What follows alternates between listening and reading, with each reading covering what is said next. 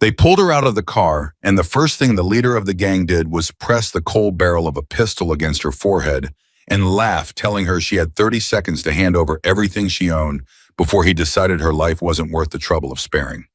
What he didn't know was that the trembling hands he expected to see folding in surrender belonged to a woman who had once walked into rooms far darker than this stretch of Montana highway and walked back out again. Before we go further, if stories like this keep you glued to the screen, hit that subscribe button and stay with me until the very end, and drop a comment telling me what city you're watching from tonight. I read every single one, and I love seeing how far this story travels. Caleb Mercer had a rule he lived by, one he'd carried with him since the day the private security company let him go for reasons he never told anyone the full truth about. The rule was simple. Fear moves faster than reason. Show a person a gun, show them 4 men instead of 1, show them that you don't care what happens next, and their mind stops working the way it's supposed to. It skips straight past logic and lands somewhere primal, somewhere obedient.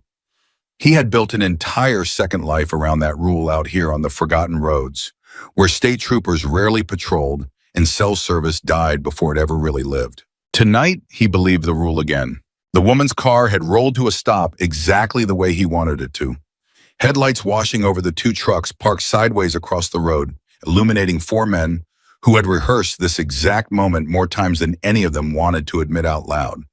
Caleb watched her hands on the wheel, watched her eyes flick to the mirrors, watched her not move for nearly 4 full seconds, which by his experience usually meant panic setting in, the kind that froze people before it broke them. "She's not getting out," said Dylan, the youngest of the 4, his voice cracking slightly on the last word.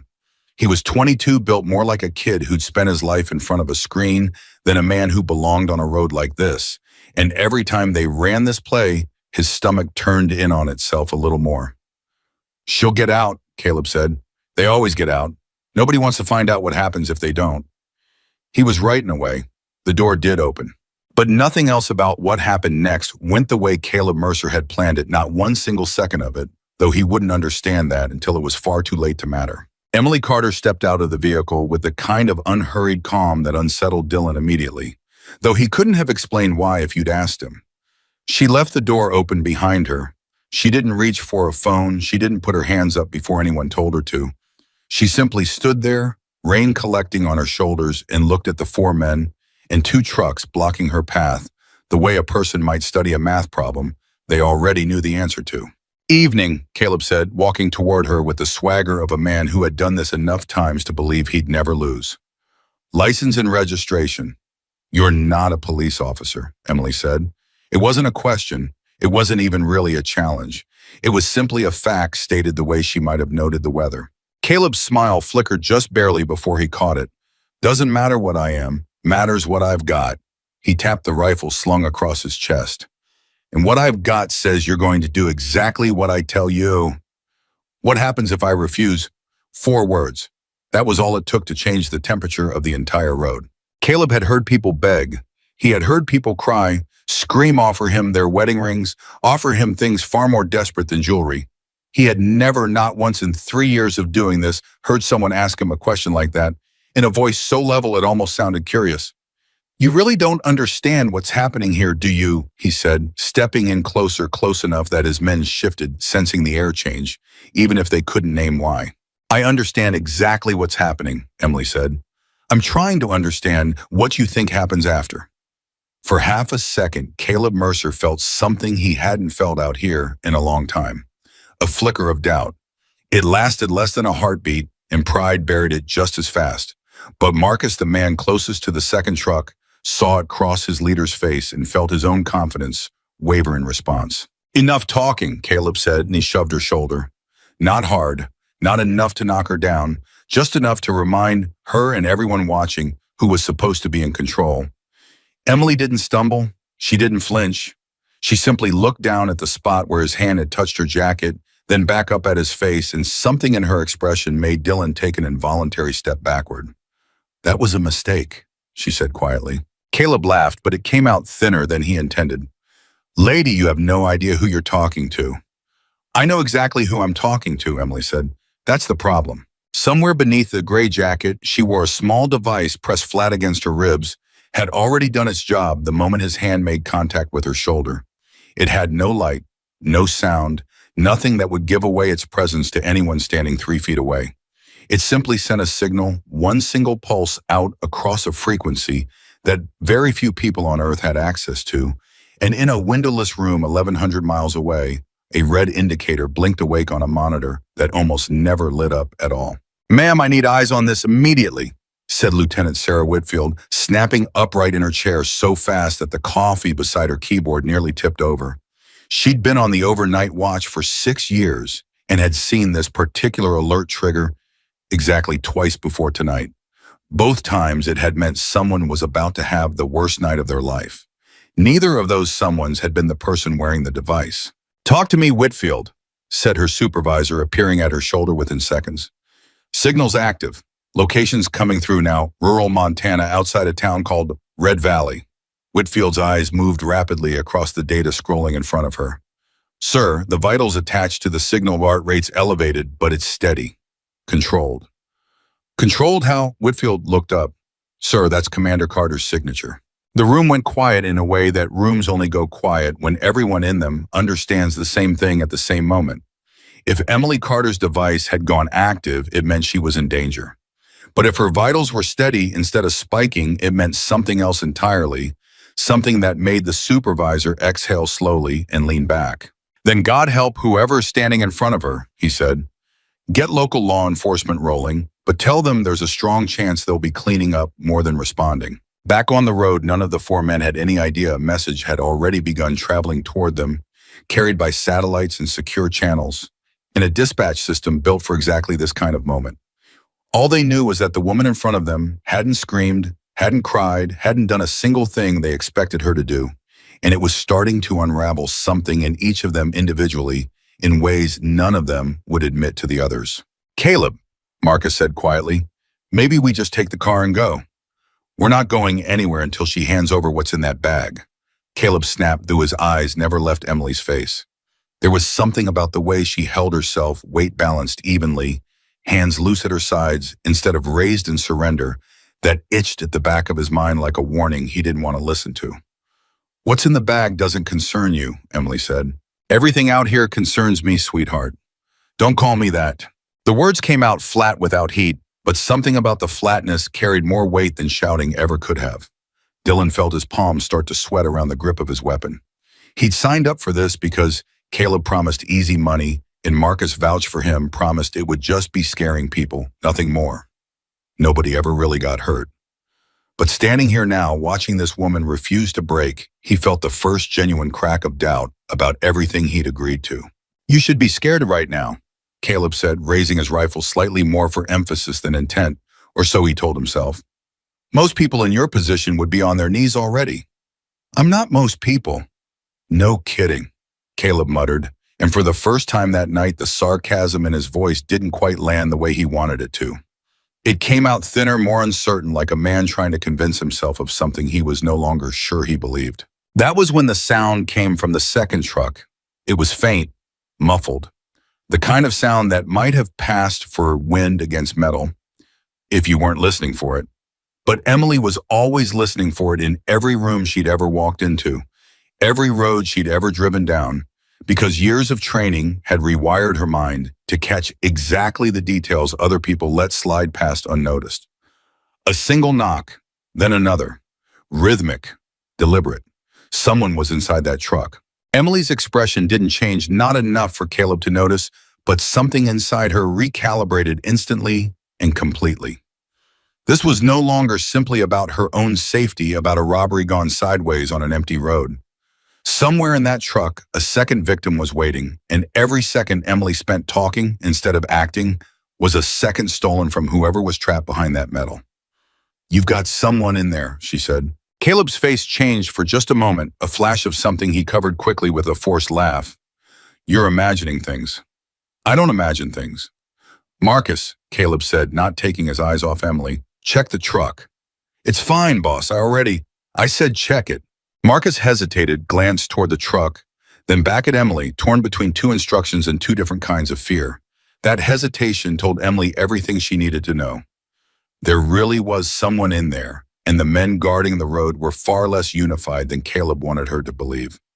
"Let them out," Emily said. "You're not in a position to be making demands," Caleb said, though his voice had lost the swagger it carried 30 seconds earlier.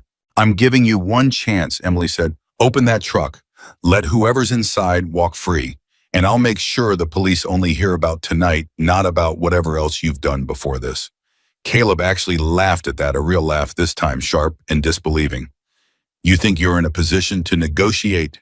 There are 4 of us, one of you. You're standing in the rain with nothing but a duffel bag and you think you get to make deals." "I think," Emily said, taking one slow, measured step forward, "that you still believe numbers are the only thing that matters out here." "They are the only thing that matters." "Then you've never actually had to test that theory against someone who knows exactly what she's doing." Caleb's finger tightened slightly against the trigger guard, an instinct more than a decision, and Dylan's breath caught in his throat as he watched the distance between his leader and the strange calm woman shrink by another foot. "Last warning," Caleb said. "Bag, keys, now." Emily looked past him just for a fraction of a second toward the second truck, toward the sound she'd heard, and something settled behind her eyes. Something quiet and absolute and entirely without hesitation. "You made this decision the moment you put someone in that truck," she said. "Everything after this is just consequences." "Consequences," Caleb repeated almost mockingly. "From who you?" "From me." The word hung in the rain-soaked air for exactly as long as it took Caleb Mercer to realize, far too late, that the calm in front of him wasn't fear wearing a mask. It never had been. It was something he had never once encountered in 3 years of terrorizing travelers on this road, something none of his research into human panic responses had prepared him to recognize, because it wasn't panic at all. It was patience. And patience in the hands of someone like Emily Carter was the most dangerous thing on that road that night. "You're bluffing," Caleb said, though the words came out weaker than he wanted, weaker than he'd ever heard his own voice sound in front of his men. "Ask yourself something," Emily said. "In 3 years of doing this, has anyone ever asked you what happens if they refuse?" Silence. "No," Caleb admitted before he could stop himself. "Then maybe that should tell you something." Somewhere behind Caleb, Dylan's grip on his weapon had gone slack. Not from carelessness, but from the creeping, undeniable sense that they had made a catastrophic miscalculation somewhere in the last 2 minutes, though he couldn't yet say exactly where. Marcus had stopped moving toward the truck altogether, caught between orders and instinct. Even the 4th man, older and quieter than the rest, a man named Roland, who rarely spoke during these encounters, found himself watching Emily's hands instead of her face, the way a person watches the hands of someone they suspect might actually know how to use them. "Last chance," Caleb said, though it wasn't clear anymore whether he was talking to Emily or trying to convince himself he still had the upper hand. "Give me the bag." Emily's answer wasn't words at all. It was a single step forward instead of back, the kind of movement that told every trained instinct in Caleb Mercer's body that something had gone fundamentally, irreversibly wrong, half a second too late for him to do anything about it. And in that instant, 1,100 miles away, Lieutenant Whitfield watched Emily Carter's heart rate climb on her monitor for the very first time that night, not from fear, but from readiness. And she picked up the phone to alert local dispatch with a message that would arrive at the Red Valley Sheriff's Office in under 90 seconds. "Units in the vicinity of County Road 9. The dispatcher's voice crackled over Deputy Michael Hayes' radio as he sat parked outside a closed gas station, coffee going cold in the cup holder beside him. "Possible armed altercation. Repeat, possible armed altercation, 4+ suspects reported." Hayes had been a deputy in Red Valley for 11 years, and in that time he had responded to exactly one call involving multiple armed suspects, a call that still occasionally visited him in his sleep. He set the coffee down, started the engine, and pulled out onto the empty highway with his lights flashing silently. No siren yet, nothing to announce his approach before he understood what he was driving into. "Dispatch, this is Hayes. I'm 10 minutes out," he said into the radio, glancing at the clock on his dash. "Anybody else responding?" "Negative, Hayes, you're the closest unit. State troopers are 25 minutes out at best." 11 minutes then before backup that wasn't him would arrive. Hayes exhaled slowly, the way he'd trained himself to do before every uncertain call, and pushed the accelerator down a little further, rain streaking sideways across his windshield as the empty road blurred past. He had no way of knowing that by the time he arrived, the situation would already be over, and that the woman he expected to find as a victim would instead be standing calmly over four restrained men, waiting for him with an expression that gave away nothing at all about what had just happened on that stretch of forgotten highway. Back on the road, Caleb Mercer's world had already begun to collapse, though he was still 2 full seconds away from understanding just how badly he had misjudged the woman standing in front of him. "Don't," he started to say, raising the rifle fully now, finger moving toward the trigger in a reaction built more from panic than intention. He never finished the sentence. Emily moved. It wasn't fast in the way action movies portray fast, wasn't flashy or exaggerated. It was economical, almost quiet, the kind of movement built from thousands of repetitions until it no longer required conscious thought at all. Her hand closed around the barrel of his rifle and redirected it upward in the same motion that her other hand made contact with his wrist. And the weapon that Caleb Mercer had used to terrorize dozens of travelers on this road clattered uselessly onto the wet pavement before he even understood it had left his grip. "Boss," Marcus started already reaching for his own weapon, but he was 2 full seconds behind the moment, and 2 seconds, Emily had learned long ago, in situations far more dangerous than this one, was an eternity. Dylan didn't reach for anything at all. He stood frozen, watching his leader, the man who had promised him easy money and told him nobody ever really got hurt, suddenly folding downward onto the wet asphalt with a sound that didn't belong in the world Dylan had convinced himself he was living in. "What is she?" Roland started to say, but his voice cut off entirely as Emily turned toward him next, and something about the calm, unbroken rhythm of her movement told him with absolute clarity that whatever training these 4 men believed they'd prepared for, none of it had prepared them for this. Caleb Mercer, on his knees now, rain soaking through his jacket, stared up at the woman he had approached with a confident smile less than 4 minutes earlier, and finally understood the question she had asked him at the very beginning of all of this. "What happens if I refuse?" He had never once considered that the answer might be this. "Who are you?" he managed to say, voice stripped of every ounce of swagger it had carried before. Emily looked down at him, rain running off her jacket, expression as unreadable as it had been from the very first second she stepped out of her car. "I already told you," she said quietly. "You already knew exactly who you were dealing with. You just didn't believe it." Behind her, the sound came again from the second truck. A knock, desperate now, louder. Emily's eyes moved toward the person still trapped inside, still waiting, still not knowing that the woman these men had mistaken for an easy target was the only reason their night was about to end very differently than Caleb Mercer had planned.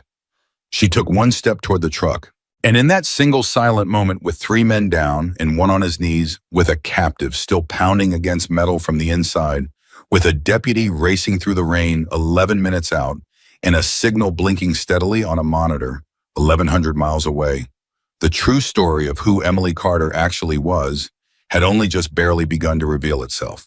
2 minutes into what would later be called the longest 6 minutes of Michael Hayes' career, Emily Carter reached the second truck and pulled the rear door open without hesitation, without checking behind her, without giving Caleb Mercer or his men the satisfaction of watching her look afraid of what might be waiting inside. What was waiting inside was worse than she expected, and Emily Carter did not scare easily. A young man no older than 19 sat curled against the wheel well, with his wrists bound behind him and a strip of duct tape pressed hard across his mouth. His eyes went wide the instant the door swung open, wide with the kind of panic that comes from not knowing whether the person standing in front of you is a rescuer or one more threat to survive. He flinched backward as far as the cramped space would allow, a muffled sound escaping from behind the tape. "I'm not with them," Emily said, voice low and steady, the same voice she'd used on men twice his size in rooms far more dangerous than this. "You're safe. I need you to hold still for me." She reached up and peeled the tape away as gently as urgency allowed, and the boy gasped, dragging in air like he'd been holding his breath for 2 days straight, which, as it turned out, was almost exactly true. "They said," his voice cracked, broke apart entirely, and he had to start over. "They said if I made noise, they're not going to hurt you," Emily said, already working at the rope binding his wrists, her fingers finding the knot with the kind of speed that came from thousands of hours of training nobody in that truck could have imagined. "What's your name, Oshlayer?" He swallowed hard. "Tyler Briggs." "How long have you been in here, Tyler?" 2 days. His voice cracked again, and this time he didn't fight it. "Maybe 3. I don't..." I don't know anymore. They took my phone. They took everything. I was just hitchhiking. I wasn't even supposed to be on this road. My ride dropped me at the gas station and I— Breathe, Emily said. You're doing fine. Behind her, four men, three down and one still kneeling in the rain, watched the rescue unfold in a silence that told Emily everything she needed to know about what kind of operation Caleb Mercer had actually been running out here. This was never just about robbery. You knew, she said without turning around, without raising her voice, and the words landed on Caleb Mercer like a slap. This whole time, it was never just wallets and car keys. Caleb didn't answer. His jaw tightened, and for the first time since she'd stepped out of her car, Emily saw something in his face that wasn't confidence or fear. It was calculation. He was still trying to find an angle even now, even on his knees in the rain with three of his men down around him. That told her something important, something she filed away instantly, the way she'd been trained to file every scrap of information in every hostile encounter she'd ever survived. Caleb Mercer wasn't finished yet. Not in his own mind. He's lying, Caleb finally said. Kid tried to steal from us. We were holding him till the sheriff could sort it out. 2 days. Tyler's voice cracked with disbelief and something close to hysteria. You had me tied up for 2 days because I supposedly stole something.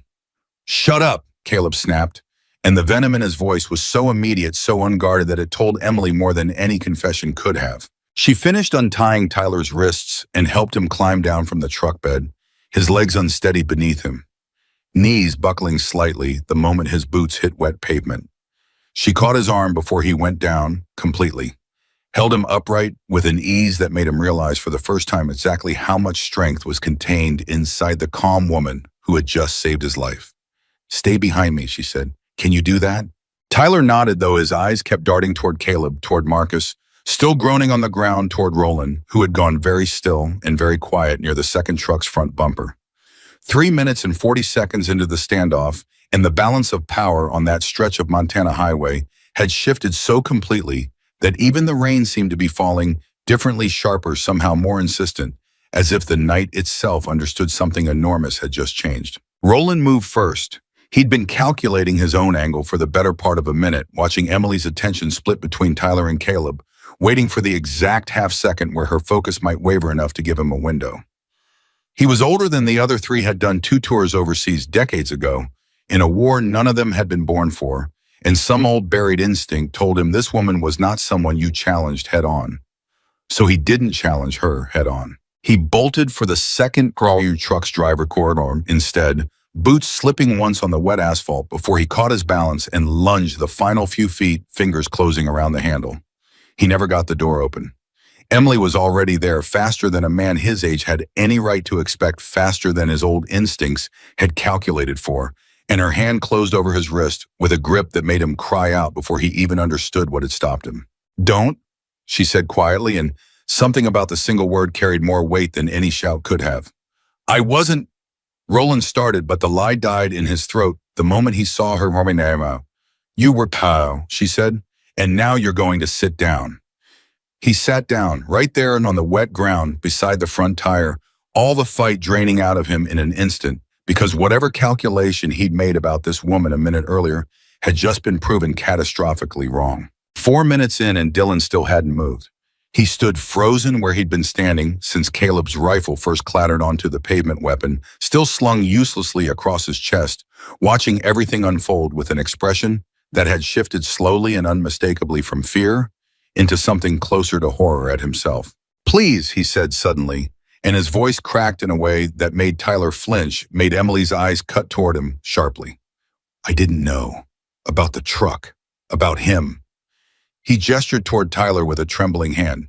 Caleb said we were just scaring people, taking valuables. Nobody ever got hurt. That's what he told me. I swear to God. That's what he told me. Shut your mouth, Caleb snarled from the ground. No, Dylan said, and something in him broke open completely. 2 days or 2 years of buried guilt finally finding an exit.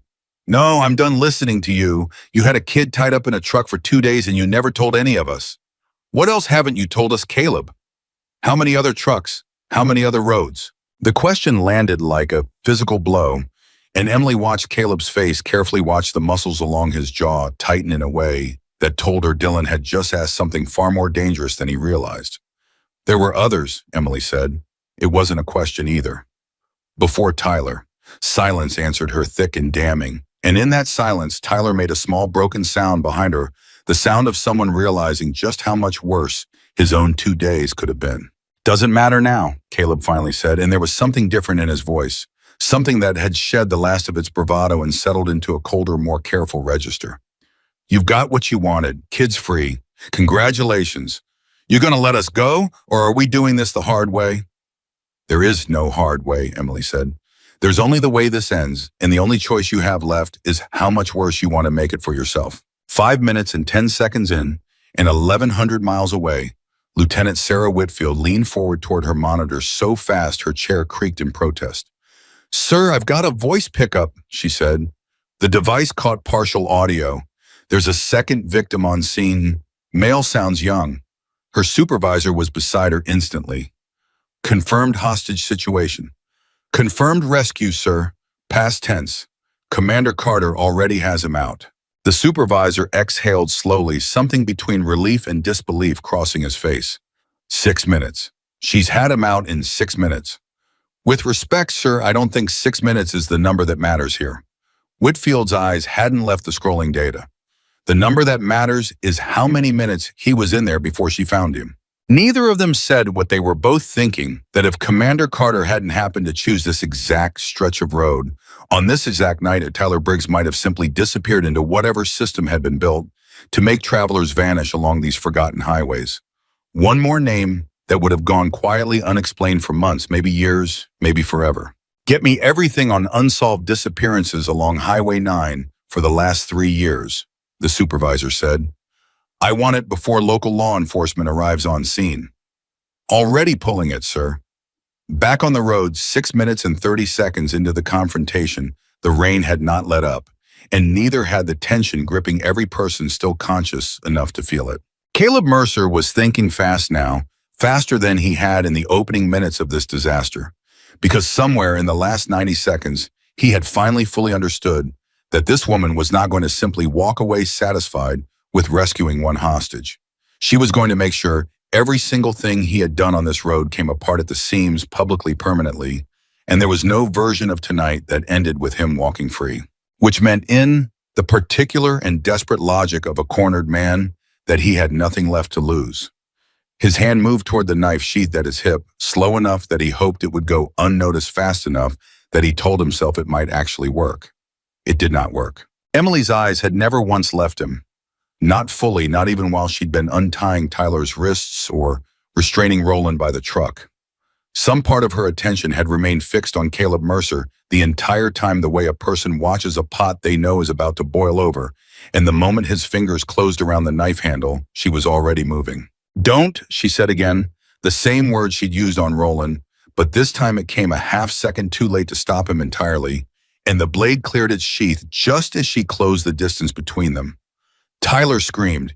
Dylan lurched backward, and for one suspended terrible moment, it seemed like the night might end in exactly the kind of violence Emily had been trying to avoid. Then Caleb's wrist twisted at an angle it was never meant to twist, and the knife dropped from fingers that no longer had the strength to hold it, and Caleb Mercer folded forward onto the wet asphalt with a sound that was half pain, half disbelief.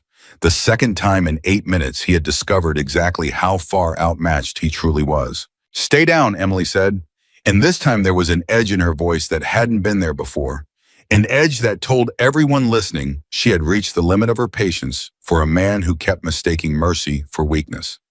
8 minutes in, and Deputy Michael Hayes' patrol car crested a low rise in the road, headlights briefly catching the shape of 2 trucks blocking the highway ahead, still too far to make out details close enough to make his heart rate spike.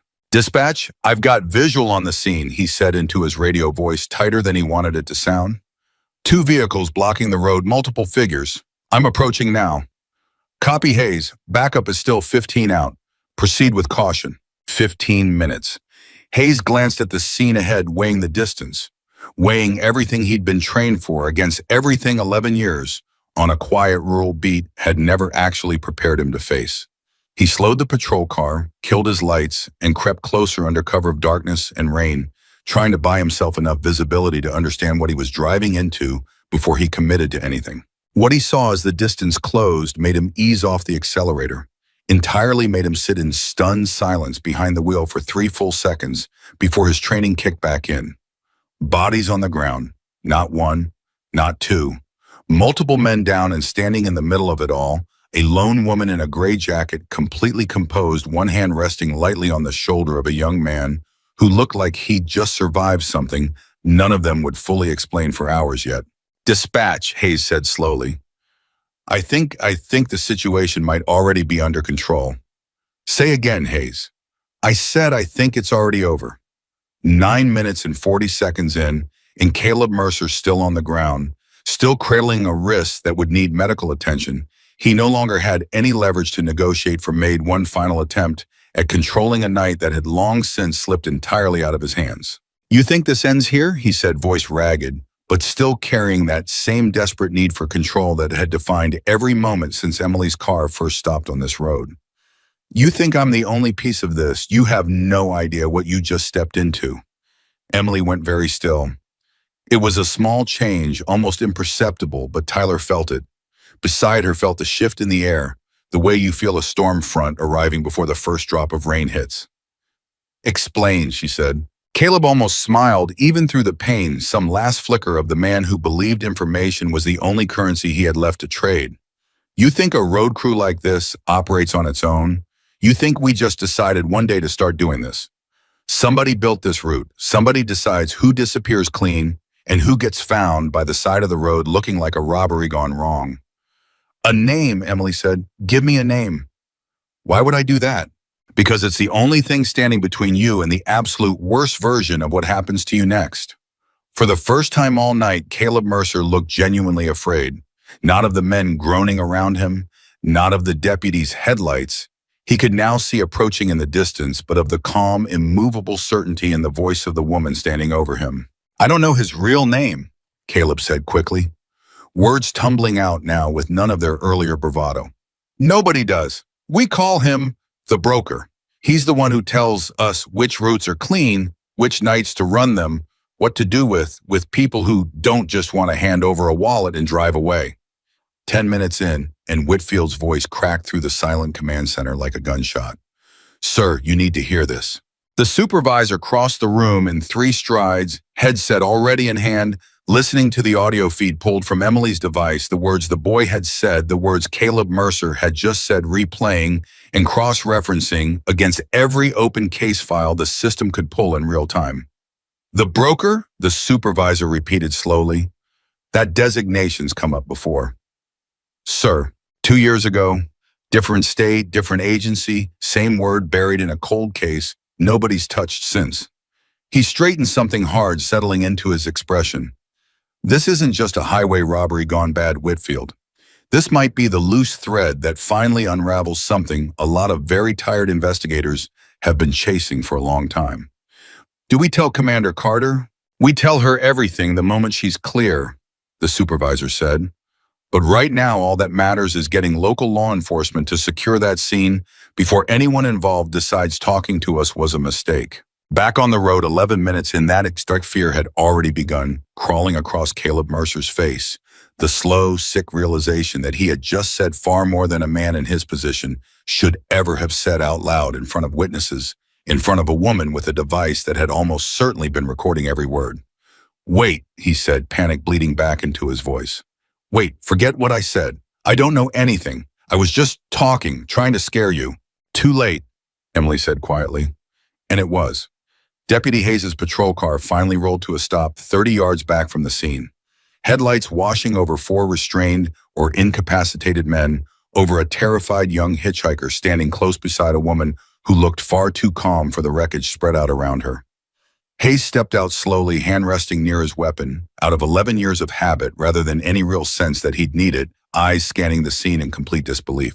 "Ma'am," he called out, voice carrying uncertainly across the rain-soaked distance, "I'm going to need you to step back and show me your hands." 12 minutes into the confrontation, and the moment Emily Carter had been waiting for finally arrived, the moment where the truth of everything that happened on this road would either be believed immediately or dismissed as something far stranger than the evidence in front of him could possibly justify. She raised her hands slowly, deliberately, the way she'd been trained to do in 100 different scenarios that had nothing to do with tonight, and looked at the deputy across the rain with the same steady calm she'd shown every single person who had crossed her path since stepping out of her car. "Deputy," she said, "there's a lot you're about to hear tonight that's going to sound impossible. I need you to trust me for the next 60 seconds, and I promise everything after that will make sense." Hayes hesitated, hand still hovering near his holster. Eyes moving from the woman to the young man beside her, to the four men groaning or restrained across the wet pavement. "Start talking," he said. "My name is Commander Emily Carter, United States Navy," she said.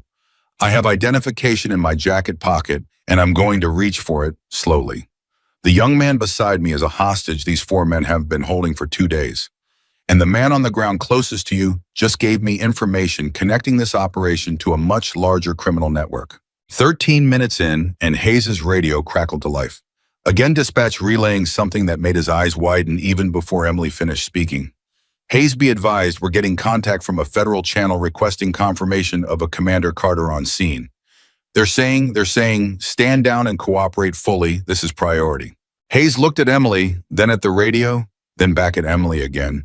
Something in his chest finally loosening after 11 straight minutes of adrenaline he hadn't fully processed yet. "You want to explain how the federal government already knows you're standing on this road?" he asked. "I will," Emily said.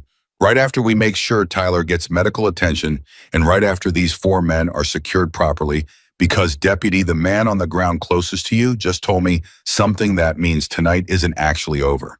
It's only the beginning of something much bigger." 14 minutes in, and Marcus, still groaning on the ground, but beginning to stir with more awareness, made a decision that would prove to be the worst one of his night. He'd been listening. All of it. The mention of the broker, the confirmation from Caleb's own mouth, the growing certainty that this entire operation was about to be exposed all the way up whatever chain of command had built it. And some desperate cornered part of him decided that the only way out was to make sure Caleb never finished talking. His hand crept toward the small pistol still holstered at his side, the one Emily hadn't bothered disarming yet because he'd been down and seemingly incapacitated for the better part of 10 minutes. He was wrong about that, too. "Marcus, don't," Dylan said suddenly, seeing the movement before anyone else did, his voice cutting through the tension with a desperation that surprised even himself. "Don't, man, it's over. Just stop." But Marcus wasn't listening to Dylan anymore. His fingers closed around the grip, and in the space of half a second, the entire scene threatened to collapse back into the exact kind of violence Emily had spent the last 14 minutes preventing. Hayes's hand finally cleared his holster. "Gun drop it now." Emily was faster than either of them. She crossed the distance in a blur of motion that made Tyler stumble backward in shock, one hand closing over Marcus's wrist and twisting the weapon free before his finger ever found the trigger.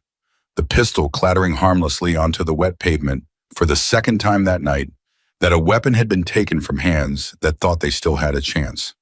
That, Emily said, breathing slightly harder now, for the first time all night, was the last mistake any of you get to make tonight. 15 minutes in, and Deputy Hayes stood frozen for a long moment, weapon still raised, processing what he had just watched happen in front of him, a woman disarming an armed man faster than he could have physically intervened, even with his own weapon already drawn. "Ma'am," he said slowly, lowering his weapon, "I don't know what kind of training you have, but I've never seen anything like that in 11 years on this job. You're not going to see it again anytime soon either," Emily said, stepping back from Marcus, who had gone completely still, all remaining fight drained out of him. "Deputy, I need you to call this in exactly as it happened, every detail, because what these men just confirmed connects to something federal investigators have been chasing for 2 years, and every second we spend not securing this scene properly is a second that information has a chance to disappear." 16 minutes in, and Caleb Mercer, still on the ground, still nursing an injured wrist, watched the last of his authority over this road, over these men, over his own future evaporate completely into the rain-soaked night.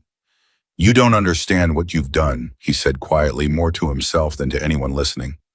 "The broker doesn't leave loose ends. Now that I've talked, now that this is federal, now you're going to need protection," Emily finished for him, "which is exactly what you're going to get whether you deserve it or not, because right now you're the only person on this road who knows a name that could save a lot of other people from becoming exactly what Tyler almost became." Tyler flinched at his own name, still shaking, still processing the fact that 2 days of terror had ended not with rescue by chance, but with rescue by someone who seemed more and more with every passing minute to be exactly the kind of person Deputy Hayes had spent his entire career hoping he'd never need, but always secretly hoping existed. 17 minutes in, and the second patrol car finally arrived, headlights sweeping across the scene, followed closely by an ambulance whose siren cut through the rain like a promise finally being kept. "Ma'am," the second officer called out as he stepped from his vehicle. "State's 10 minutes out, and we've got a federal liaison on the line requesting to speak with you directly." Emily nodded, finally allowing herself something close to relief, though it never fully reached her expression. The same composed calm she'd carried since stepping out of her car 18 minutes earlier, still anchored firmly in place. "Deputy," she said, turning to Hayes, "before you take any of them into custody, I need you to understand something important. What Caleb said about the broker, about this being part of something larger, that's not paranoia. That's a lead. And leads like that don't come along often, which means everything you do in the next hour, every piece of evidence you preserve, every word you write down, matters more than you probably realize right now." Hayes looked at her for a long moment, rain still falling steadily around them. 4 men in various states of defeat scattered across the wet pavement. A terrified young man wrapped in a blanket. One of the paramedics had just draped over his shoulders and felt the full staggering weight of what he'd driven into settle over him completely. "Who exactly are you?" he asked again. Quieter this time, less a demand and more a genuine question from a man who had just watched his understanding of an ordinary night on an ordinary road completely rewritten in front of him. Emily looked at him, then at Tyler, then at Caleb Mercer, still on the ground, still afraid, still finally understanding the true cost of every decision he'd made on this stretch of highway. "I'm someone who happened to be driving down the wrong road at exactly the right time," she said. "And I'm someone who isn't going anywhere until I find out how many other people like Tyler are still out there waiting for someone to come looking for them." 18 minutes and 30 seconds since her car first rolled to a stop in front of 2 blocking trucks, and the story that had begun as a simple robbery on a forgotten Montana highway had already grown into something far larger, far darker, and far from finished. Though none of the people standing in the rain that night, not Hayes, not Tyler, not even Caleb Mercer himself, had any real understanding yet of exactly how much further it was about to go. 19 minutes in, and the phone Deputy Hayes pressed against his ear carried a voice that made the hair on the back of his neck stand up before the caller had even finished a full sentence. "Deputy Hayes, my name is Special Agent Laura Bennett, Federal Bureau of Investigation. I need you to listen very carefully because what I'm about to tell you is going to determine how the next hour of your night goes." "I'm listening," Hayes said, glancing over at Emily, who stood watching him with an expression that gave away nothing about whether she already knew what was coming. "The woman standing on that road is under my operational awareness as of 9 minutes ago," Bennett said. "You are not to release her, arrest her, or delay her in any way. Everyone else on that scene, however, I need contained and separated before they have a chance to speak to each other again. Can you do that?" "Ma'am, with respect, I've got 4 suspects down, 1 hostage in shock, and a woman who just told me she's a Navy commander standing in the middle of a highway. I don't exactly have a playbook for tonight." "Then let me write you one," Bennett said, and something in her voice, tired but sharp, told Hayes she had done exactly this kind of phone call more times than she probably wanted to admit. "Separate the 4 men immediately. Do not let them make eye contact with each other. Do not let them speak, and do not let any of them near a phone. I don't care if you have to put them in 4 different vehicles 100 yards apart. This is not caution for caution's sake, Deputy. This is because one of the men on that road just said a word that's been sitting in an open federal file for 2 years, and I am not going to lose the first real lead we've had since that file went cold." Hayes swallowed hard. "The broker." A pause on the other end of the line, brief but heavy. "How do you already know that name?" "Because your commander made sure I heard it," Hayes said, looking again at Emily, who met his eyes without flinching, the same steady calm she'd carried through every single minute of the last 19. "Good," Bennett said. "Then you understand exactly how much is riding on you doing this right. State troopers are 8 minutes out. I'm 11. Until then, Deputy, that scene is the most important half-mile of road in the country, and I need you treating it that way." 20 minutes in, and Hayes hung up the phone with the particular kind of stillness that comes after a person realizes the size of the thing they have accidentally stepped into. 4 different vehicles, he muttered to himself, looking around at his own single patrol car, and the sheer impossibility of the instruction he'd just been given. Sure, no problem. I can help with containment until backup arrives, Emily said, stepping closer. But deputy, listen to me. Separate Caleb from the other three first. He's the one who talked. If he sits near any of them for more than a minute, he's going to start walking back every word he said, because right now the only thing keeping him honest is fear of what happens if he doesn't cooperate. And once he's not scared anymore, then you've lost the only thread connecting tonight to whatever's bigger than tonight. Hayes exhaled, nodded, and started moving, physically dragging Caleb by the uninjured arm toward the far side of his patrol car, putting metal and distance between him and the other three men still scattered across the wet pavement in various states of pain and disbelief. 21 minutes in, and Dylan, still shaking, still looking more like a scared kid than a criminal, found his voice again in a way that surprised even himself. I'll talk too, he said suddenly, loud enough that Hayes turned back toward him. Whatever Caleb's telling you, I'll tell you everything I know. I want out of this. I never wanted any of this. Dylan, Caleb warned from across the road, but his voice had none of its earlier authority left in it, just a thin, desperate thread of control slipping further away with every second. No, Dylan said, and this time when he looked at Caleb, something had hardened in his expression, something that had been building since the moment he had seen Tyler's bound wrists. You lied to me. You told me nobody got hurt. You had a kid tied up in a truck for 2 days, Caleb. I'm not protecting you anymore. Emily watched this unfold with the careful attention of someone cataloging every crack forming in a structure she needed to bring down completely, and something in Dylan's willingness to break first told her exactly which of the four men would end up being the most useful witness once federal agents actually sat him down in a proper interview room. 22 minutes in, and Roland still sitting where Emily had put him. Beside the truck's front tire, spoke for the first time in several minutes, his voice quiet, almost resigned. You should know something, he said, not looking at anyone in particular. This isn't the only crew. The words landed heavily across the wet pavement, and Emily turned toward him, slowly giving him her full attention in a way that made Roland's shoulders drop slightly, as if some long-carried weight had finally found permission to be set down. Explain, she said. There's at least 2 other routes I know of, Roland said. Different states, different crews, same setup, same rules, same guy giving the orders through people who never actually meet him face to face. He shook his head slowly.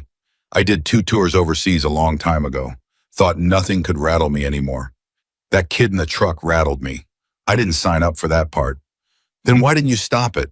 Roland looked up at her, and for the first time all night, something like genuine shame crossed his face. Same reason anybody stays quiet about anything they shouldn't. Money and the belief that saying something out loud would get me killed faster than staying silent would. 23 minutes in, and the first state trooper vehicle finally crested the rise, and the road lights blazing, cutting through the rain with the kind of overwhelming presence that made Tyler flinch instinctively despite the blanket wrapped around his shoulders and the paramedic gently checking his pulse beside him. You're safe, the paramedic said quietly. Those are the good guys. I know, Tyler said, voice still shaking. I don't think I'm going to stop flinching at headlights for a long time. Emily heard that even from 20 feet away, even in the middle of everything else demanding her attention, and something in her expression softened for just a fraction of a second before settling back into its practiced calm.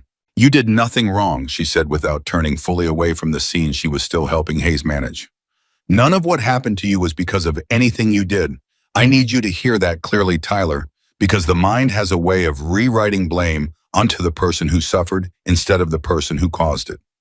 Tyler nodded, though the nod carried the particular hollowness of someone who had heard the words but hadn't yet found a way to actually believe them. 24 minutes in, and the trooper stepping out of the newly arrived vehicle took one look at the scene, 4 men down, or restrained a hostage wrapped in a blanket.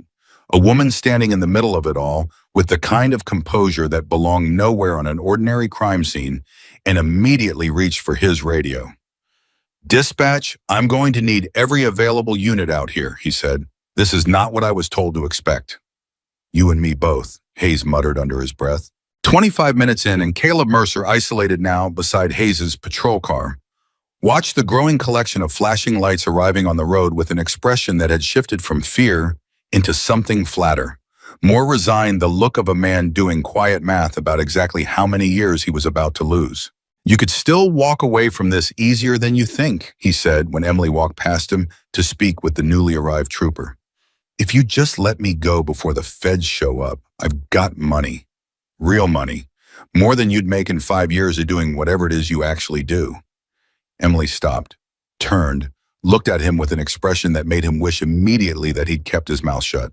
You just offered a federal witness a bribe in front of 3 law enforcement officers, she said. That's not a lifeline, Caleb. That's you drowning faster. 26 minutes in, and Caleb's face went pale in a way it hadn't managed even when Emily had disarmed him 20 minutes earlier. The full sinking realization that every single thing he said now was actively making his situation worse, and there was no version of tonight left where clever words saved him. 28 minutes in, and a second unmarked sedan arrived sleek and dark against the flashing lights of the patrol cars, and the woman who stepped out of it moved with a brisk, purposeful stride that told everyone watching instantly that she was the one Hayes had been speaking to on the phone. Agent Bennett, Hayes said, meeting her halfway. Deputy. Bennett's eyes swept the scene in a single practiced motion, cataloging everything before landing on Emily. Something passed between the two women, a flicker of recognition that suggested this wasn't the first time their paths had crossed, even if the specifics remained unspoken. Commander, Bennett said. Agent Bennett, Emily replied, and something in her tone carried the particular ease of professionals who had worked adjacent to each other before, even if never directly together. You got here faster than I expected. I was already in the region, Bennett said, following a lead that went cold 6 hours ago. Imagine my surprise when dispatch mentioned the word broker over an open channel. 29 minutes in, and something shifted in the air, subtle but unmistakable. The sense that this had stopped being a story about a robbery on a lonely highway and had become something with far deeper roots than anyone standing on that road except perhaps Emily and Bennett had yet begun to understand. You said you were following a lead, Emily said quietly, stepping closer so their conversation wouldn't carry to the men still scattered across the pavement. What kind of lead? Bennett hesitated, glancing briefly toward Hayes toward the troopers, weighing how much to say in front of local law enforcement who hadn't been read into any of this. A shipment, she said finally, but not drugs, not weapons, people. We've been trying to map the routes for 8 months, and every time we get close, the trail just evaporates. Trucks that don't exist on paper. Drivers who use names that lead nowhere. And every single case connects back to the same rumor. She looked over at Caleb, still slumped beside the patrol car, still pale, still silent. The broker. 30 minutes in, and Tyler, overhearing more of this conversation than anyone realized, went very still beneath his blanket, a memory surfacing that he hadn't thought to mention yet, buried beneath 2 days of terror and exhaustion. There were others, he said, suddenly, voice small but clear enough to cut through the surrounding noise. Before me, in that truck, I heard them talking about it, said they'd already moved 2 people through this route last month. Different truck, though, not this one. Every head on that stretch of highway turned toward him at once. Tyler, Emily said gently, crouching down to his eye level. I need you to tell me exactly what you heard. Take your time. Every word matters. 31 minutes in, and Tyler, still shaking, but finding a strange, steadying comfort in the intense focus of everyone around him, began recounting fragments of conversation he had overheard through the thin metal wall of the truck bed. Names, half-caught locations mentioned only in passing. A rhythm of movement that suggested this wasn't a single crew operating alone, but a piece of something coordinated across multiple states. Bennett listened without interrupting, pulling a small recorder from her jacket pocket with Tyler's permission, her expression growing more focused, more intent with every detail he provided. This is more than we've had in 8 months, she murmured almost to herself once Tyler finished. Then he needs protection, Emily said firmly. Not just tonight, ongoing. If what he's describing connects to an active network, and that network learns a witness gave you this much detail, he becomes a target the second this story leaves this road. Bennett nodded slowly. Already on it. 33 minutes in, and the ambulance that had been idling nearby finally prepared to depart. Paramedics helping Tyler climb inside for treatment and observation, his eyes finding Emily's one last time before the doors closed. Thank you, he said, voice cracking. I don't even know how to say what I want to say. You didn't have to stop. You could have just kept driving. I know, Emily said simply. I didn't want to. The doors closed. The ambulance pulled away, lights cutting through the rain toward the hospital, and something in Emily's posture shifted for just a moment. The first visible sign all night that the calm she'd maintained through every single minute of the confrontation had cost her something to hold in place. 35 minutes in, and Bennett approached her quietly away from the others, voice dropping into something more personal. "You weren't supposed to be on this road tonight," Bennett said. It wasn't quite a question. Emily's expression didn't change, but something behind her eyes did. "I was driving to visit my sister. Wrong turn, bad weather, ended up on a road I'd never taken before." "That's a hell of a coincidence." "It is," Emily agreed. "I've learned not to trust those." Bennett studied her for a long moment. "You think this wasn't random?" "I think," Emily said slowly, "that a route this well-organized doesn't accidentally intersect with a random detour without somebody somewhere eventually asking exactly the question you just asked me. And I think we should both be asking it a lot sooner rather than later." 37 minutes in and back at the command center, 1,100 miles away, Lieutenant Whitfield's supervisor stood over her shoulder watching new information scroll across the monitor, with the particular tension of a man realizing a small operation had just become significantly larger than anyone in the building had planned for tonight. "Pull everything we have on unexplained detours or route changes reported by Commander Carter's vehicle GPS over the last 6 hours, he said. "Sir, you think someone diverted her?" "I think," he said, echoing the words being spoken on the highway without knowing it, "that I don't believe in coincidences that convenient. Get me a full trace. I want to know exactly why her car ended up on that road tonight, and I want to know before the sun comes up." 39 minutes in and back on the highway, Caleb Mercer, still isolated beside the patrol car, watched federal agents move across the scene with growing sickening clarity about how thoroughly his entire operation was unraveling in real time. "You're going to want a deal," Bennett said, crouching down in front of him, voice flat and businesslike, in a way that carried more menace than shouting ever could have. "Everyone in your position wants a deal eventually.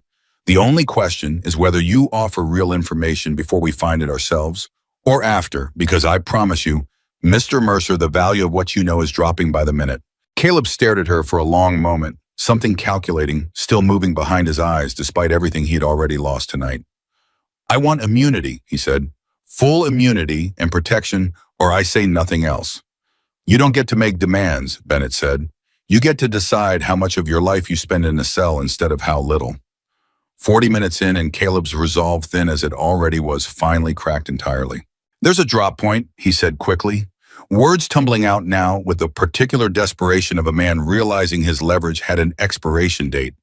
"2 states over. I don't know exactly where, but I know the signal. A specific radio frequency broadcast once a week tells the crews which nights are clear to run. If you can trace that frequency—" "We can trace it," Bennett said, already reaching for her own radio. "Keep talking." 42 minutes in, and the scene on the highway had transformed almost entirely, patrol, crews, and federal vehicles lining both shoulders of the road, the rain finally beginning to ease into something closer to drizzle. 4 men separated into 4 different vehicles, exactly as Bennett had instructed, each one now facing questions that would stretch on for hours, each one slowly, unwillingly, contributing pieces to a picture far larger than any of them had understood they were part of. Emily stood slightly apart from all of it, watching the machinery of federal investigation click into motion around her, and for the first time since stepping out of her car nearly 45 minutes earlier, allowed herself a single quiet exhale. 45 minutes in, and Bennett walked over, falling into step beside her. "You did something tonight that 8 months of federal investigation hasn't managed to do," Bennett said. "You cracked this thing wide open in under an hour." "I got lucky," Emily said. "No," Bennett said, shaking her head slowly. "Lucky is surviving. What you did back there wasn't luck. Lucky doesn't disarm 3 men without a single shot fired. Lucky doesn't get a traumatized hostage talking within minutes of rescue. That was training and instinct, and something else I don't think you'd admit to even if I asked directly." "What's that?" "Purpose," Bennett said. "You weren't just reacting tonight, Commander. Somewhere in the last 45 minutes, you decided this was yours to finish." Emily didn't answer immediately, eyes drifting toward Caleb Mercer, sitting in the back of a patrol car, toward Dylan, in another toward the empty stretch of road where Tyler's ambulance had disappeared into the darkness, toward everything this ordinary night had turned into without warning. "Somebody has to," she finally said. "Might as well be the person already standing here." 47 minutes in, and a new voice crackled through Bennett's radio, urgent and clipped. Agent Bennett, you need to hear this. We just pulled financial records tied to one of the shell companies you flagged 6 months ago. There's a payment, 48 hours old, routed through 3 different accounts before it lands. A pause heavy with implication. It lands in an account registered to a name that's going to make you very uncomfortable. Bennett's expression sharpened instantly. Give me the name. Not over an open channel, the voice replied. You're going to want to see this in person. 49 minutes in, and Bennett turned to Emily, something new and urgent, settling into her expression, the look of someone whose investigation had just taken a turn nobody in the building back at headquarters had anticipated. I need to go, she said. But Commander, this isn't over for either of us tonight.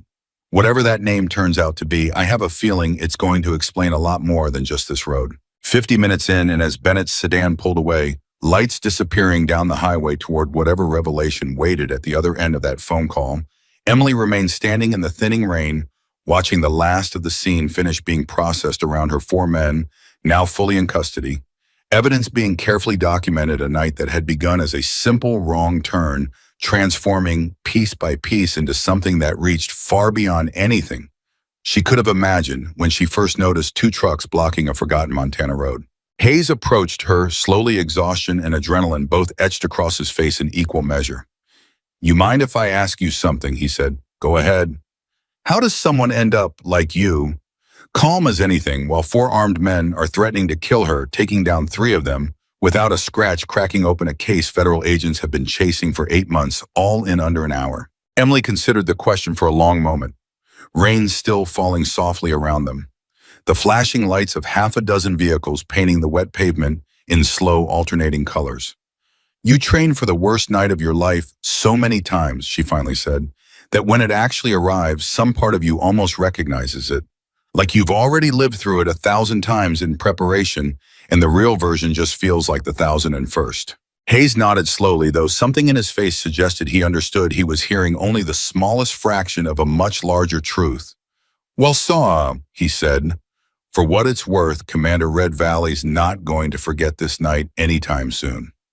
Neither am I, though, Emily said quietly, eyes drifting once more toward the empty road where the ambulance carrying Tyler had vanished into darkness nearly 20 minutes earlier. 52 minutes in, and as the last of the vehicles began preparing to leave the scene, evidence bag statements taken 4 men secured for transport to facilities that would keep them separated, exactly as Bennett had ordered. Emily's phone buzzed once in her jacket pocket, a message arriving through the same secure channel that had triggered her emergency signal nearly an hour earlier. She read it once, then again more slowly, her expression shifting into something Hayes hadn't seen on her face all night. Everything okay? He asked. That name Bennett was asking about, Emily said slowly, the one from the financial records.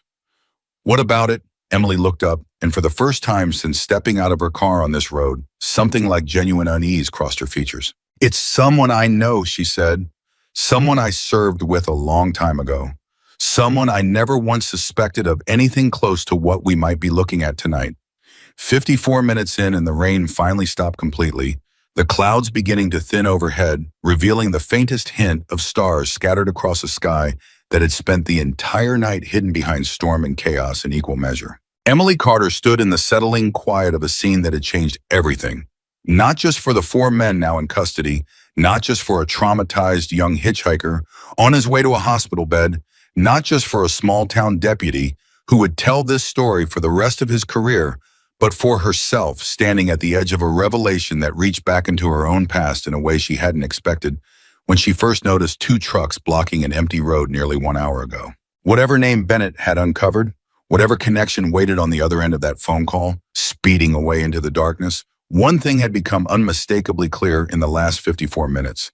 This story was no longer just about a woman who refused to be an easy target.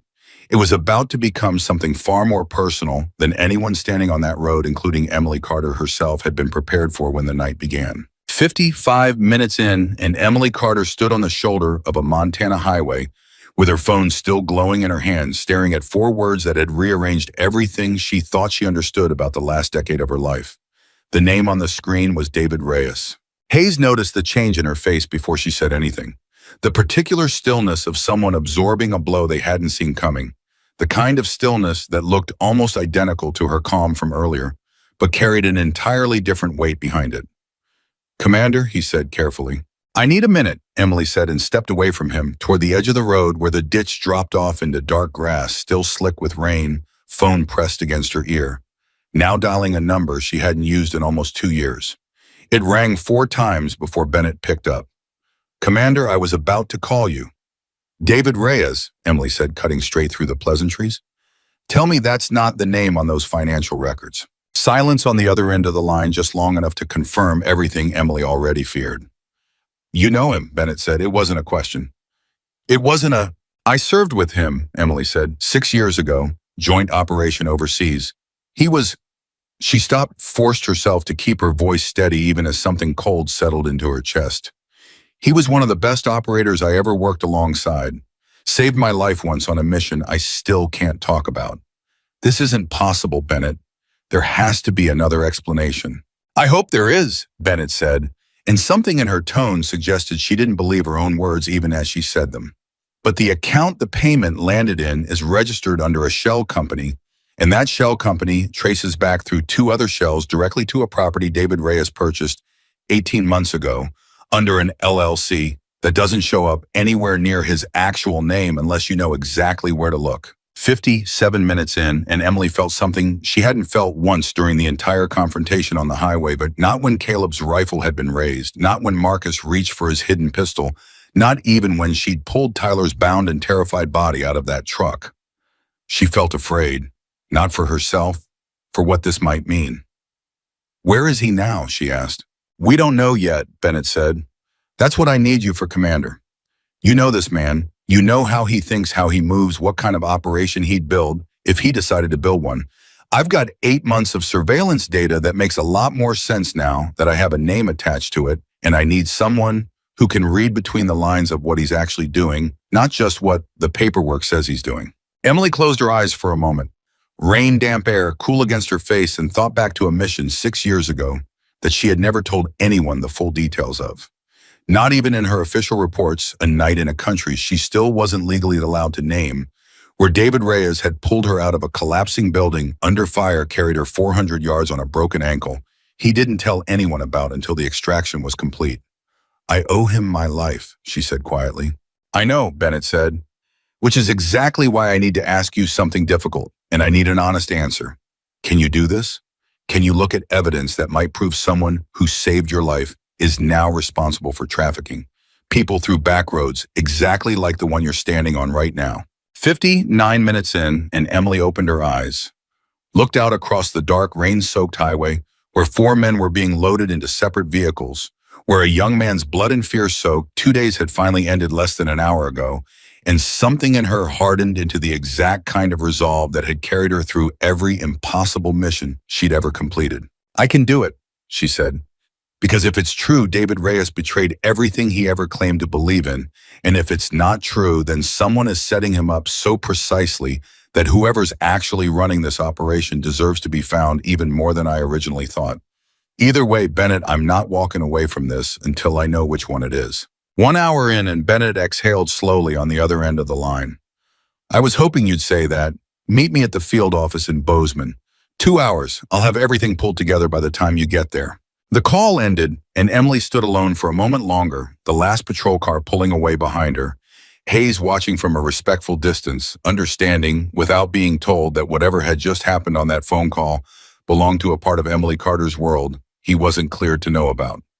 "You good to drive?" he asked when she finally turned back toward him. "I've driven through worse," Emily said, though something in her voice carried a weight it hadn't held even in the middle of disarming 3 armed men. "Deputy, thank you. Tonight would have gone very differently without you getting here when you did. Ma'am, respectfully, tonight was basically over before I even got out of my car." Hayes managed a tired, disbelieving smile. "I think you're the one who should be hearing thank you tonight, not giving it." 1 hour and 3 minutes in, and as Emily walked back toward her own vehicle, still parked exactly where she'd left it nearly an hour earlier. Headlights still on, driver door still hanging open, the way she'd left it when she first stepped out to face 4 armed men. She found herself thinking not about Caleb Mercer or the 4 men now in custody, but about a night 6 years ago and 400 yards of broken, fire-lit ground that a man named David Reyes had carried her across without once complaining about the ankle he'd shattered doing it. She didn't want to believe what the evidence suggested, but 6 years of training had taught her something else entirely, something that mattered more than what she wanted to believe. The evidence didn't care what she wanted. 1 hour and 15 minutes in, and 2 hours later, Emily walked through the doors of the Bozeman field office to find Bennett already waiting. 3 other agents gathered around a table covered in printed documents, photographs, and a large map with red pins scattered across 4 different states. "Commander," Bennett said, gesturing toward an empty chair, "I want to walk you through everything before you say another word, because I think once you see this laid out, you're going to understand why I needed you here in person." Emily sat and Bennett began sliding photographs across the table, one after another, each one landing with the particular finality of evidence that had taken months to assemble. "David Reyes left the military 4 years ago," Bennett said. "Officially honorable discharge, medical reasons related to old combat injuries. Unofficially, according to 3 separate confidential sources we've cultivated over the last year, he's been building something a lot bigger than a quiet civilian life." "Show me," Emily said. 1 hour and 18 minutes in, and Bennett laid out a timeline that made Emily's stomach turn, with every new detail in property purchases across 4 states timed suspiciously close to reported disappearances along major highway corridors. Shell companies registered within weeks of each other, financial transfers routed through accounts that existed for exactly as long as they were needed before dissolving completely. "This is circumstantial," Emily said, though even as she said it, she could hear how thin the defense sounded against the sheer volume of coincidence stacked in front of her.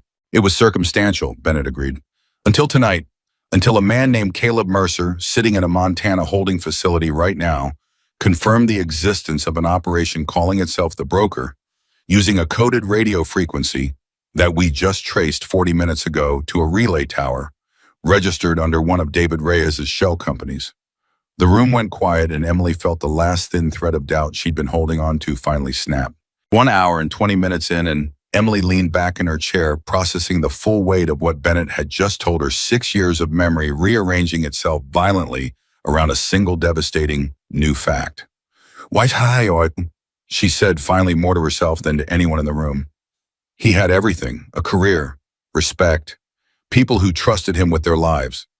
Why would he throw that away for this? "That's usually the question that takes longest to answer," Bennett said gently. "And honestly, Commander, it might not matter as much as you think it does right now. What matters is finding him before he realizes his network's already compromised. Because the moment he understands Caleb Mercer talked, every single person still trapped somewhere in this operation becomes disposable in his eyes." Emily's jaw tightened. "How many people are we talking about?" Bennett hesitated, glancing at the other agents around the table before answering. "Based on the patterns we've mapped over 8 months conservatively, somewhere between 15 and 25 individuals currently being moved through this network at any given time." 1 hour and 22 minutes in, and the number hit Emily like a physical blow. 15 to 25 people, each one somewhere out there right now, in a truck bed or a locked room, each one experiencing some version of the 2 days of terror Tyler had just survived, each one waiting for someone to come looking who might never actually arrive in time. "Then we don't have time to sit here building a perfect case," she said, standing abruptly. "We have time to move." "Commander?" "Bennett, I understand procedure. I understand chain of custody and building airtight cases that hold up in court. But somewhere out there right now, someone is living through exactly what Tyler lived through, and every hour we spend confirming what we already know is an hour that person doesn't have." 1 hour and 25 minutes in, and Bennett studied her for a long moment before nodding slowly, something shifting in her expression that suggested she'd been waiting for exactly this kind of urgency, hoping someone in the room would finally say out loud what she'd been feeling for months, of chasing a trail that always seemed to evaporate one step ahead of her. "Then let's talk about where he actually is," Bennett said, pulling the map closer. "Because if that relay tower is active, David Reyes is close enough to reach it, which means he's somewhere in this region right now, not hiding behind a screen 1,000 miles away."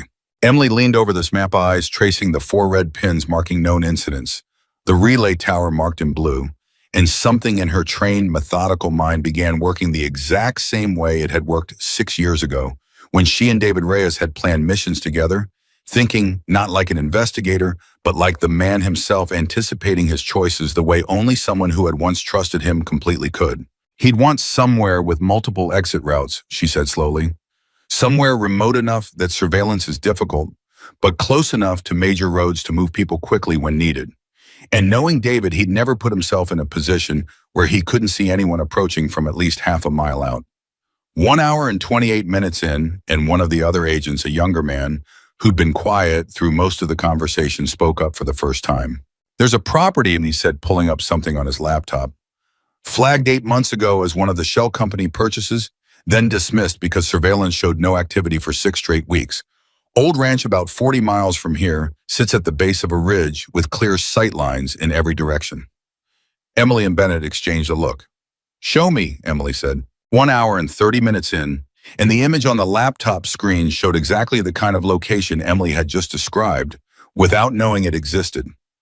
Isolated, elevated, multiple routes in and out, the kind of property a man trained to think, in terms of tactical advantage, would choose without a second thought. "That's it," Emily said quietly. "That's where he is." "We can't move on an assumption," Bennett said, though her voice carried the particular tension of someone who wanted to be wrong about her own caution. "We need eyes on the property before we commit resources to a raid based on instinct." "Then get eyes on it," Emily said. "But Bennett, every minute we spend confirming is a minute he might be using to move whoever's still in that network somewhere. We'll never find them again." 1 hour and 33 minutes in, and Bennett made a decision that would define the next several hours of both their lives, turning to the younger agent with a sharpness that cut through the room's remaining hesitation. "Get a drone up over that property within the hour," she said. "Quiet approach. No lights. Nothing that would tip off anyone watching for exactly this kind of surveillance. I want thermal imaging, vehicle counts, anything that tells us whether this location is active right now." "On it," the agent said, already moving. 1 hour and 35 minutes in, and Emily stood at the edge of the table, staring down at the photograph of a ranch property that might within the next few hours become the site of the most important operation of her entire career, personal and professional, collapsing into a single unbearable weight she hadn't fully processed yet. "You should sit this one out," Bennett said quietly, watching her face. "Not because I doubt your ability, Commander. Because you know him. Because if this goes the way I think it might, you're going to be looking at someone who saved your life across the barrel of a weapon, and I need to know you can handle that before I let you anywhere near that property." Emily was quiet for a long moment, memory pulling her backwards 6 years to fire and smoke, and a man half carrying her across 400 yards of collapsing ground, his voice steady in her ear the entire way, telling her they were almost there, telling her to hold on, telling her he wasn't leaving without her. "I can handle it," she said finally, "because whatever David Reyes has become, the man who saved my life 6 years ago would want someone to stop him before he hurt one more person. I owe him that much. Not loyalty to whatever this is. Loyalty to who he used to be." 1 hour and 38 minutes in, and Bennett studied her for a long moment before nodding slowly, something like respect settling into her expression. "All right, Commander. You're in, but you follow my lead on this one, not your own instincts. This isn't a lonely highway with 4 amateurs playing at intimidation. If David Reyes really built what we think he built, he's going to be exponentially more dangerous than anyone you face tonight." "I'm counting on it," Emily said quietly, "because it means he'll take this seriously enough to make a mistake." 1 hour and 42 minutes in, and the drone footage began streaming into the command room, grainy and green through thermal imaging, sweeping slowly across the ranch property from 2,000 feet, up every person in the room leaning forward as the first shapes began resolving on screen. "There," the younger agent said, pointing. 2 vehicles near the main structure, and there look heat signatures multiple inside what looks like a converted barn on the east side of the property. Emily's eyes narrowed on the screen, counting silently the particular cold focus she'd carried her entire career, settling over her like armor. "How many?" she asked. "Hard to say exactly from this angle. 6, maybe 7 distinct signatures inside the barn structure." 1 hour and 45 minutes in, and Bennett's voice carried a new urgency as she turned back to the room. "That's enough to justify moving. Get me a tactical team assembled now, and get local law enforcement briefed on containment perimeters. I want this property surrounded within 90 minutes. 90 minutes, Emily repeated. David won't need 90 minutes to notice a drone's been circling his property. It's the fastest we can responsibly assemble a team capable of handling a location we don't have full intelligence on yet. Then I'll go in faster, Emily said. 1 hour and 47 minutes in, and the room went silent. Every eye turning toward her, the particular silence that follows, someone saying something everyone else in the room immediately understands is both reckless and, given who is saying it, entirely possible. Absolutely not, Bennett said flatly. Commander, I just spent the last 10 minutes convincing myself I could trust you not to let this become personal, and you're standing here telling me you want to go in alone. Not alone, Emily said. But Bennett, look at that footage again. Whatever's happening in that barn, those aren't people waiting comfortably. 90 minutes from now, if David notices anything unusual, if he decides to move them, we lose every single person in there, and we lose the only chance we have of proving what he's actually done. 1 hour and 50 minutes in, and Bennett stared at the screen at the grainy heat signatures huddled together inside a converted barn on a ranch belonging to a man both women had spent the last 2 hours slowly, painfully coming to understand had betrayed everything he once claimed to stand for, and made a decision that would either save this operation or destroy it entirely. Fine, she said, but you're not going in blind, and you're not going in alone. I'm coming with you. 2 of my best agents are coming with you, and we move the second we have a workable plan, not a second before. Are we clear? Clear, Emily said. 1 hour and 53 minutes in, and as the team began assembling equipment, checking weapons, pulling up satellite maps of the property. One final time, Emily stepped briefly away from the noise phone in hand, staring at a contact she hadn't called in nearly 2 years. She didn't dial it. She simply stared at the name, David Reyes, at a photograph attached to the contact from 6 years ago, both of them younger, both of them smiling in a way she barely recognized in herself anymore, standing in front of a transport plane on a base she still wasn't allowed to name. You saved my life once, she whispered so quietly that no one else in the room heard her. I'm about to return the favor, whether you want me to or not. 1 hour and 56 minutes in, and she put the phone away, checked the weapon Bennett had handed her 20 minutes earlier, and turned back toward the room where a team was finalizing a plan to move on a ranch 40 miles away, where somewhere inside a converted barn, 6 or 7 people were waiting, terrified for someone to come looking for them the way nobody had come looking for Tyler, until an ordinary woman happened to take a wrong turn on an empty highway. We move in 15, Bennett said, gathering the team's attention. Commander, you're with me on the east approach. Once we're in position, nobody moves until my signal is that understood. Understood, Emily said. But even as she said it, even as she fell into step behind Bennett, toward the vehicles waiting outside, some quiet, unshakable part of her already knew that whatever plan they built in the next 15 minutes, whatever careful, disciplined approach Bennett insisted on, the moment she stood face to face with David Reyes again, for the first time in 6 years, plans had a way of dissolving into something far more immediate, far more personal, and far more dangerous than any operation she had walked into before. 2 hours in almost exactly, and the convoy of unmarked vehicles pulled away from the Bozeman field office into the last hour of darkness before dawn, carrying Emily Carter toward a reckoning that had been building unknowingly for 6 long years, toward a ranch at the base of a ridge where a man she had once trusted with her life was about to discover that the woman he saved on a burning battlefield had become the very thing standing between him and everything he'd built since. 2 hours and 4 minutes in, and the convoy of unmarked vehicles cut their headlights a quarter mile from the ranch's outer fence line, rolling the last stretch on nothing but moonlight and the faint gray promise of dawn still an hour away. East approach team, radio silence from here, Bennett said quietly into her headset. Commander, you're with me. We move on my signal, not before.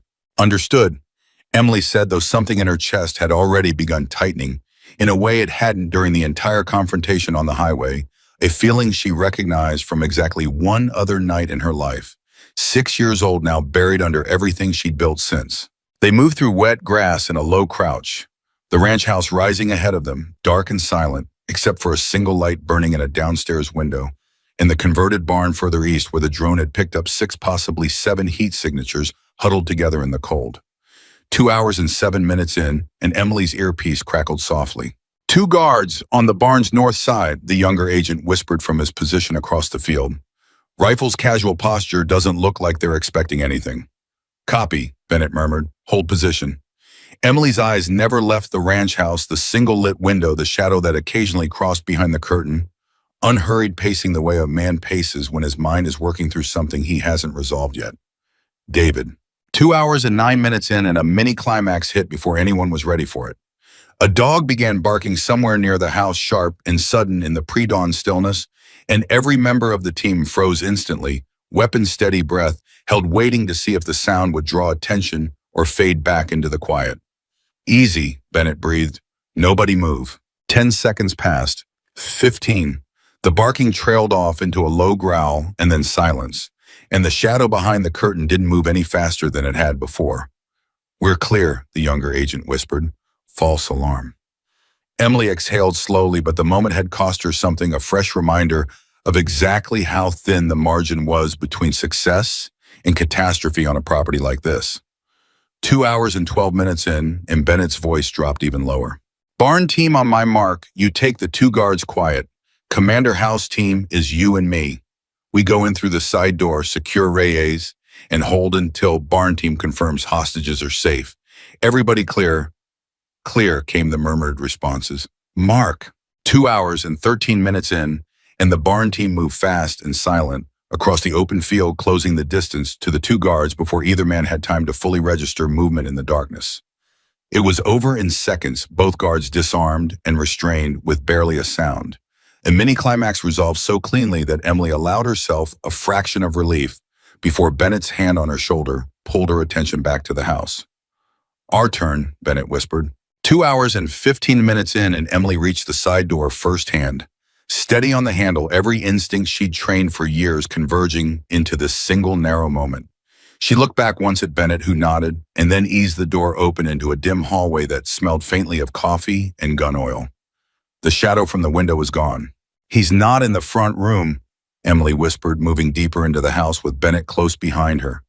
Weapons-raised eyes sweeping every corner, every doorway, every shadow that might be hiding something worse than silence. 2 hours and 17 minutes in, and a voice came from the darkness ahead, calm, familiar, and utterly devastating in its familiarity. "I wondered how long it would take you." Emily's weapon snapped toward the sound, and there, standing in the doorway of what looked like a converted office, was David Reyes, older than she remembered. Thinner, a scar along his jaw that hadn't been there 6 years ago, hands raised slowly, empty, no weapon visible anywhere on him. "David," she said, and his name came out of her in a voice she barely recognized as her own. 2 hours and 18 minutes in, and the room went utterly still. Bennett's weapon trained on David alongside Emily's, the two of them frozen in a doorway that separated everything Emily thought she knew about this man from whatever truth was about to unfold in the next several minutes. "Hands where I can see them, don't move," Bennett said sharply. "They're already where you can see them," David said, and there was something in his voice, tired, hollow, entirely without the fight Emily had expected from a man cornered after months of careful evasion. "Emily, I need you to hear me out before this goes any further. You have exactly as long as it takes backup to arrive," Bennett said. "Then I'll talk fast," David said, eyes never leaving Emily's face. "I didn't want this to be how you found out." 2 hours and 20 minutes in, and Emily's hands, steady through every second of the confrontation on the highway hours earlier, trembled almost imperceptibly around the grip of her weapon.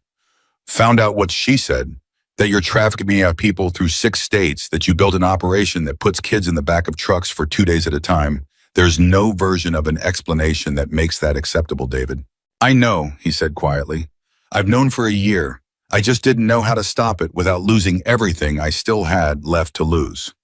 2 hours and 22 minutes in, and the twist Emily hadn't seen coming, the one that would rearrange everything she understood about the last 4 years of David Reyes's life, finally began to surface. "My daughter," David said, voice cracking slightly for the first time. "Sophia, she was diagnosed 2 years after my discharge. Rare condition, experimental treatment, the kind of thing insurance doesn't cover, and military benefits don't stretch far enough to reach. I was desperate, Emily. I made one bad decision, borrowed money from people I shouldn't have trusted, and by the time I understood what they actually did for a living, they already owned me." 2 hours and 24 minutes in, and Bennett's expression shifted slightly, professional caution, giving way to something more complicated. "You're telling us you were coerced," Bennett said. I'm telling you, I made a choice I have to live with, and then I made 1,000 smaller choices after that. Trying to survive the first one, David said. They said if I ever tried to walk away or talk, Sophia would be the one who paid for it. Not me, her. His voice broke fully out, the composed stillness Emily remembered from 6 years ago finally cracking apart completely. I told myself I was protecting her. I told myself every single night for 2 years. But somewhere along the way, I stopped being able to tell the difference between protecting her and becoming exactly what I swore I'd never become. 2 hours and 26 minutes in, and Emily felt something twist violently inside her chest, anger and grief and a strange unwilling sympathy, all colliding at once. You could have called me, she said. Anytime in the last 2 years, David, you could have called me. And told you what? His laugh came out broken, humorless. That the man who carried you 400 yards under fire had become someone who profits off people exactly as desperate and trapped as I was. I couldn't do it, Emily. I couldn't be the person who destroyed whatever you still believed about me. 2 hours and 28 minutes in, and a mini cliffhanger hit hard. David's hand moving slightly, almost imperceptibly, toward his jacket pocket. Don't, Bennett snapped instantly, weapon rising. I'm not reaching for a weapon, David said quickly, freezing completely. I have something in my pocket, a drive. Names, locations, financial records going back 3 years. Everything I've quietly documented since the day I realized I couldn't walk away without proof strong enough to bring down the actual people running this, not just me. 2 hours and 30 minutes in, and the room held its breath collectively. Bennett weighing the risk, Emily watching David's face for any sign of the deception she desperately wanted to find and couldn't. Slowly, Bennett finally said. David reached into his jacket with agonizing slowness and produced a small drive, holding it out toward them with a hand that shook slightly. This is everything, he said. Every route, every account, every name above mine in this operation. I'm not the broker, Emily. I never was. I was a manager for a man I've never met face-to-face, someone who exists only through relays and shell companies and voices scrambled beyond recognition. This drive is the first real chance anyone's had to find him. 2 hours and 32 minutes in, and Bennett took the drive, carefully sliding it into an evidence bag with hands that had gone noticeably steadier now that the immediate danger seemed to be passing. Why now, Emily said. Why give this up tonight after 2 years of silence? David looked at her, and something in his exhausted, hollowed-out expression finally answered a question she hadn't fully realized she was asking. Because you were on that road tonight, he said quietly, and I made sure of it. 2 hours and 34 minutes in, and the deepest twist of the entire night landed with the force of a physical blow. What did you just say? Emily said slowly, each word deliberate, careful disbelieving. I've had access to route data for months, David said. Enough to know which roads were being used, which nights, which crews. When I saw your travel plans come through a shared system, I still had old clearance to access. I rerouted a construction closure notice that pushed your GPS onto that exact stretch of highway on that exact night because I knew Caleb's crew would be running it, and I knew. His voice cracked completely now, the last of his composure finally giving way. I knew if anyone on earth could walk into that situation and come out the other side stopping it, it would be you. 2 hours and 36 minutes in, and Emily stood frozen the ground beneath her, entire understanding of the last several hours shifting violently. You used me, she said, voice shaking now for the first time all night.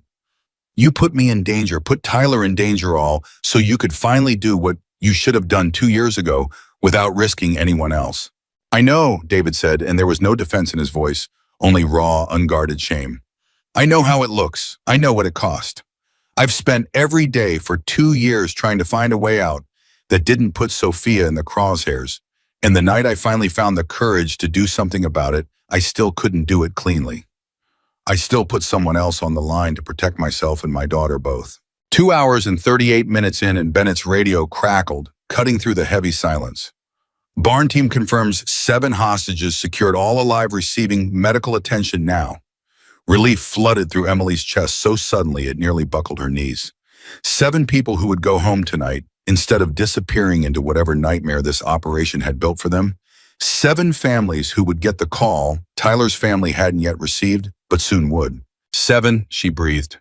2 hours and 40 minutes in, and David, watching her reaction, allowed something like relief to cross his own face for the first time since she'd found him in that doorway. Then it was worth it, he said quietly.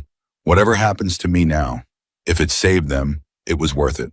That's not your decision to make for other people, Emily said, anger flaring hot and sudden. You don't get to weigh my safety, Tyler's safety, against your own guilt and call it justice, David. That's not redemption. That's just a different kind of using people. 2 hours and 42 minutes in, and David absorbed the words without flinching, without arguing, accepting them the way a man accepts a verdict he already knew was coming. You're right, he said. I don't have an excuse that makes it okay. I have a reason, and reasons aren't excuses, and I think somewhere in the last 2 years, I convinced myself they were the same thing because it let me sleep at night. He looked at her steadily. I'm not asking you to forgive me, Emily. I'm asking you to make sure whatever happens to me, Sophia doesn't pay for it. She's 12 years old. She didn't choose any of this. 2 hours and 45 minutes in, and Bennett stepped forward, her voice carrying the particular gravity of someone about to make a decision that would define the rest of a federal case. Given what's on this drive, she said slowly, and given the coercion you've described, I can't promise you immunity, Mr. Reyes. But I can promise you that cooperation, full cooperation starting right now, is going to matter enormously for how this ends, both for you and for your daughter. 2 hours and 47 minutes in, and David nodded slowly, something settling in his exhausted face that looked for the first time in the entire encounter, almost like relief at finally being caught. Ask me anything, he said. I'm done protecting people who were never going to protect me back. 2 hours and 50 minutes in, and outside, the first gray light of dawn had begun spreading across the ranch, illuminating the scene in full. For the first time, federal vehicles lining the long dirt drive. 7 rescued individuals, wrapped in blankets, being loaded carefully into ambulances. 2 guards secured and awaiting transport. And at the center of it all, David Reyes being led toward a waiting vehicle in handcuffs he didn't fight against even slightly. Emily stood watching from the porch, arms wrapped around herself against the early morning cold, Bennett approaching quietly to stand beside her. You okay? Bennett asked. I don't know yet, Emily admitted. Ask me again in a few weeks. 2 hours and 53 minutes in, and David paused before ducking into the vehicle, turning back to find Emily's eyes one final time across the distance between them. Thank you, he said, voice carrying just far enough to reach her, for not shooting first and asking questions later. Most people in your position would have. I'm not most people, Emily said, echoing words she'd spoken to Caleb Mercer hours earlier, on a different road in a different lifetime, that somehow felt like it had happened days ago instead of hours. No, David said quietly, you never were. 2 hours and 55 minutes in, and the vehicle door closed, and David Reyes disappeared into federal custody, carrying with him a drive full of evidence that would over the following weeks dismantle a trafficking network stretching across 6 states, expose the true identity of the man behind the codename, broker a disgraced former logistics contractor named Harold Vance, who had built the entire operation from behind a wall of shell companies and scrambled voices, and ultimately lead to the recovery of 11 more victims who had been moved through routes Emily Carter had never even known existed until this single night forced them into the light. Weeks later, Emily Carter sat in a quiet diner outside Red Valley, the same small town where this entire story had begun, watching rain streak gently down the window beside her booth, a considerably softer rain than the storm that had followed her down that highway 1 month earlier.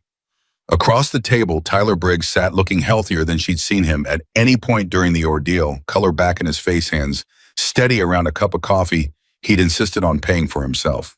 I still think about it every day, he said. Not just what happened to me.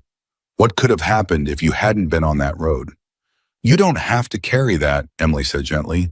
What happened to you wasn't your fault, and what didn't happen isn't something you need to keep replaying. I know, Tyler said, managing a small, genuine smile. I'm working on believing it too.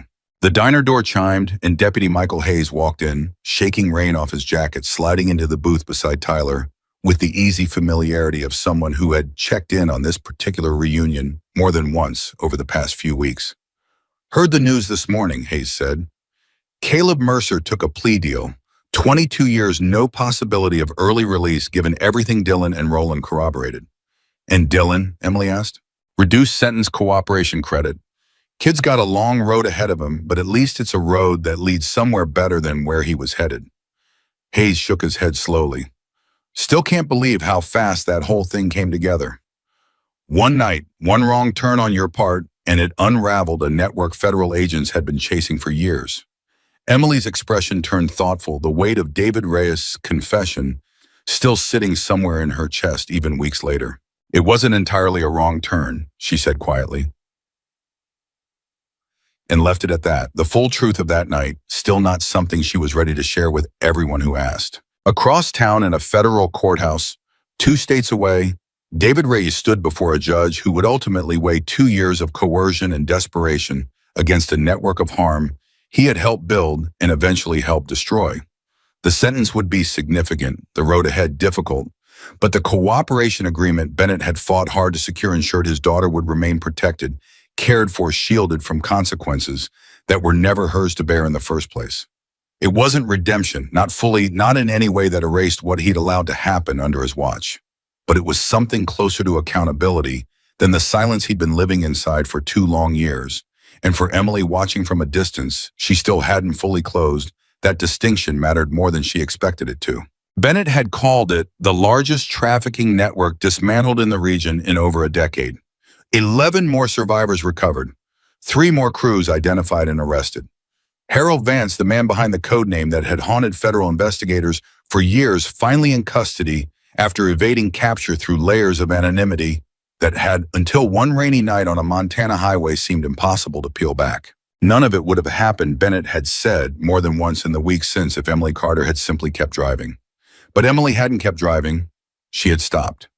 She had stepped out into the rain in front of 4 armed men who mistook her calm for weakness, her silence for fear, her solitude for vulnerability. And in doing so, she had unraveled something far larger than any of them, including herself, had ever imagined that dark, ordinary night contained. Back in the diner, Tyler finished his coffee, glanced at Hayes, then back at Emily, something warm and grateful settling into his young, still healing face. "Can I ask you something?" he said. "Of course. Do you ever think about what would have happened if you hadn't stopped? If you'd just driven past like anyone else probably would have?" Emily considered the question for a long moment, rain still falling softly outside the window. The quiet hum of an ordinary small-town diner surrounding them so far, removed now from the chaos and fear of that highway, that it almost felt like a different lifetime entirely. "I think about it sometimes," she admitted, "but not for the reasons you'd expect. I don't wonder what would have happened to me if I'd kept driving. I wonder what would have happened to you, to the 11 other people found because of what came out of that night. That's the version of the story that actually matters." Tyler nodded slowly, absorbing that something settling into place in him that looked a great deal like the first real steps toward healing. "For what it's worth," Hayes added, raising his coffee cup slightly, "Red Valley's not going to forget the night a woman in a gray jacket taught 4 armed men exactly what it means to underestimate the wrong person." Emily allowed herself a small, quiet smile, the first fully unguarded one anyone had seen from her since this entire story began. "Let them remember," she said, "because somewhere out there right now, another crew, another road, another group of men convinced that fear is the only language worth speaking are about to make the exact same mistake Caleb Mercer made. And when they do, I hope they remember this story too. I hope it makes them hesitate even for a second before they decide someone traveling alone is an easy target." Outside the window, the rain continued falling gently over Red Valley, over the highway that had changed everything, over a small town that would tell this story for years to come. Not as a tale of violence, but as a reminder of something far more enduring. Strength was never about how loud a person could be, how many weapons they could carry, or how many others they could intimidate into silence. Real strength lived in stillness, in discipline, built through years nobody else would ever see, in the quiet, unshakable resolve of someone who refused to let fear make her decisions for her. Caleb Mercer and his men had looked at Emily Carter that night and seen a woman alone on an empty road, defenseless, easy, forgettable. They never saw the Navy SEAL standing quietly behind her calm, and that single catastrophic misjudgment was the last mistake any of them would ever make. Because on that dark and rain-soaked Montana highway, the world learned once and for all that the most dangerous person in any room is rarely the one shouting the loudest. It is the one who never needed to raise her voice at all. 2 hours and 58 minutes into the ranch operation, before David Reyes was even fully processed into federal custody, Emily made a request that surprised even Bennett. I want to be there when he sees Sophia again, she said, before the trial, before any of this gets harder for both of them. That's not standard procedure, Bennett said. Neither was anything else about tonight, Emily replied. Bennett, that little girl is about to lose her father to a courtroom for reasons she'll spend the rest of her childhood trying to understand. Somebody needs to make sure she doesn't lose him to silence too. 3 weeks later, on a gray Tuesday morning, outside a federal courthouse, 2 states from Red Valley, Emily stood beside Bennett watching a black car pull into the security lot, watching David Reyes step out in handcuffs flanked by 2 marshals, his eyes finding hers immediately across the distance, the way they had that night in the ranch house doorway. You didn't have to come, he said quietly once the marshals allowed a brief moment before escorting him inside. I know, Emily said. I wanted to. 3 weeks and 2 hours in and inside the courtroom, the proceedings unfolded with the particular grinding weight of federal justice testimony. Read into record evidence entered piece by piece the full architecture of the trafficking network laid bare for a room of strangers who would never fully understand the 2 years of fear that had built it. Emily sat in the gallery watching David's shoulders bow slightly further, with every new detail read aloud, watching him absorb the public accounting of everything he'd allowed to happen. When the prosecutor read the number of victims connected to routes David had managed, 11 confirmed, possibly more, still unidentified. Emily watched him close his eyes and hold them shut for nearly 10 full seconds, as if the number itself carried physical weight he needed a moment to withstand. Mr. Reyes, the judge said eventually, the court has reviewed the cooperation agreement, the evidence you provided leading to the recovery of 7 individuals and the arrest of Harold Vance, and the documented coercion involving threats against your minor daughter. These factors have been weighed carefully. 3 weeks and 2 hours and 20 minutes in, and the sentence came down 11 years with the possibility of reduced time contingent on continued cooperation in the ongoing prosecution of the broader network, a number that landed somewhere between the mercy Emily had quietly hoped for and the reckoning she knew the 11 known victims deserved. David didn't react outwardly. He simply nodded once, accepting it the way a soldier accepts an order he doesn't like but understands. Afterward, in a small visitation room before transport, Emily was permitted 10 minutes. 11 years, she said, sitting across from him at a metal table bolted to the floor. Could have been worse, David said. Bennett fought for me harder than I deserved. She fought for Sophia, Emily said. Not for you. I need you to understand the difference, David, because I think somewhere in the last 2 years, you convinced yourself protecting her meant protecting yourself too, and it's time you separated those things completely. David absorbed that in silence, and something in his face older, now more tired than the man who'd carried her 400 yards under fire 6 years earlier, cracked open just slightly. You're right, he said. You've been right about everything since the moment I saw your name flagged on that route system. I told myself I was giving you a chance to be a hero. Really, I think I was just giving myself one last excuse to believe I hadn't completely lost who I used to be. 3 weeks and 2 hours and 25 minutes in, and Emily reached into her jacket and slid a photograph across the table, one she'd taken herself 2 days earlier, without telling him she planned to. Sophia, 12 years old, sitting on a porch swing outside the home she now shared with David's sister, laughing at something just out of frame, healthier than the last photo in David's own case file. The treatment finally stabilized, the fear finally lifted from her small shoulders. She's safe, Emily said. She's cared for. And when you're ready, when the terms of your sentence allow it, I'll make sure you get to see her, because whatever you've done, David, she still needs her father, and I'm not going to be the reason that connection disappears entirely. David stared at the photograph for a long moment, and when he finally looked up, his eyes were wet in a way Emily had never once seen in 6 years of knowing him, not during firefights, not during extraction under gunfire, not during any of the worst nights either of them had survived together. Thank you, he whispered, for everything you didn't have to do. Don't thank me, Emily said, standing to leave. Spend the next 11 years earning the chance to actually deserve it. 4 weeks after the ranch, back in a quieter corner of her own life, Emily sat alone in her apartment at nearly midnight, unable to sleep the way she'd been unable to sleep fully for most nights since that rain-soaked confrontation on the highway. It wasn't fear keeping her awake. She'd carried far worse nights than this one without losing rest over them.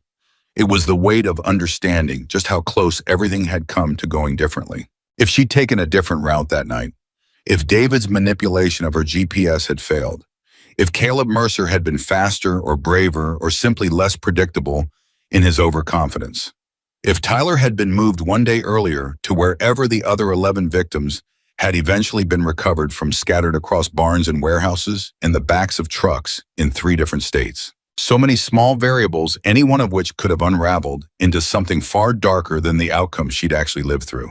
4 weeks and 1 day in, and her phone rang late, Bennett's name on the screen.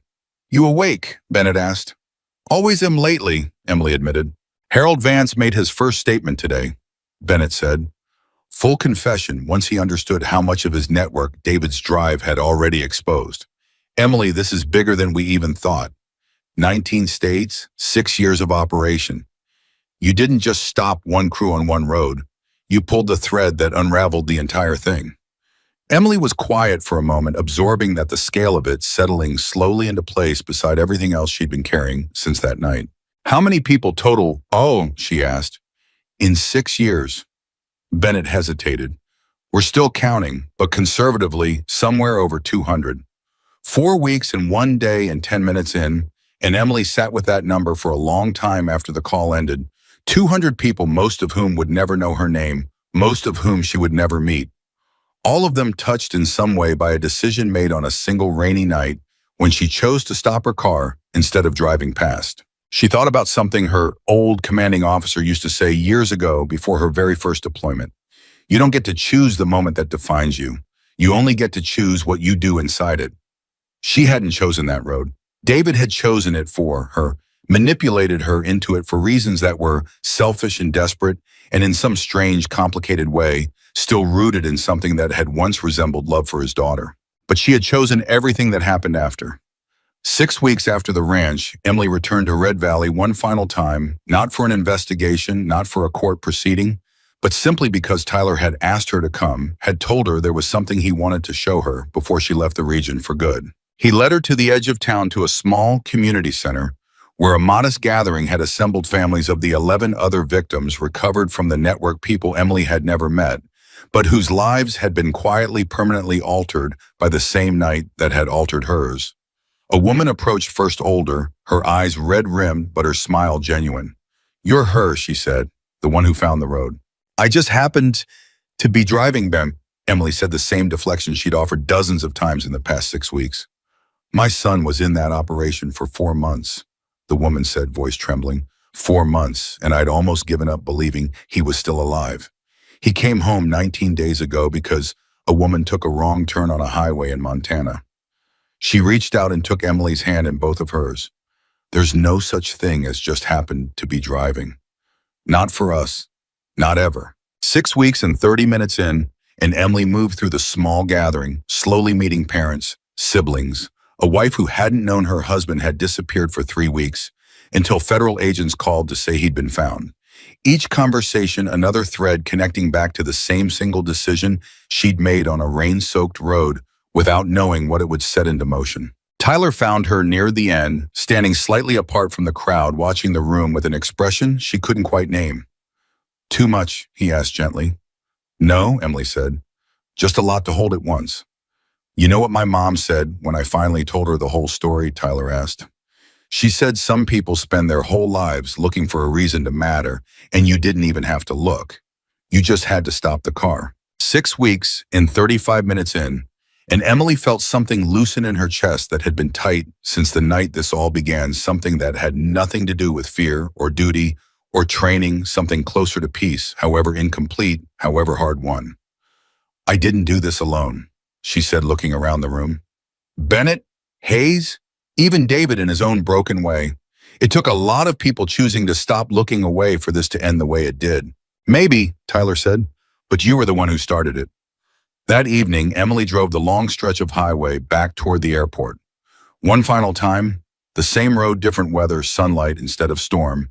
The 2 blocking trucks long since impounded and processed as evidence.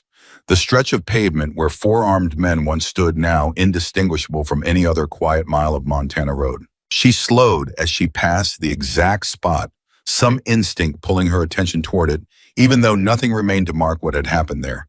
Nothing except the 200 lives that had been changed because of it. She didn't stop. She didn't need to. Whatever that road had once demanded of her, it had already received fully and completely on a single rain-soaked night that had asked everything of her and in turn given something back she hadn't expected to find. Proof that stillness could be its own kind of strength. That silence in the right hands could speak louder than any threat ever could. And that sometimes the most ordinary-looking person on an empty road carries quietly and visibly the exact kind of courage the world needs most in its darkest, most desperate moments. Caleb Mercer and his men had looked at Emily Carter that night and seen a woman alone, unarmed, unremarkable, easy prey on a forgotten highway. They never saw what was actually standing in front of them. They never saw the years of training, the discipline, forged in fire, the quiet, unshakable resolve of a woman who had long ago decided that fear would never again be allowed to make her decisions for her. And that single catastrophic misjudgment, the choice to threaten the wrong woman on the wrong road on the wrong night, became the mistake that finally brought down a network responsible for 200 stolen lives, exposed a broken man trying desperately to save his daughter, and reminded an entire community that true strength never needs to shout. It only needs to stand its ground calm and unafraid until the truth has nowhere left to hide. And on that Montana highway in the pouring rain, that is exactly what it did.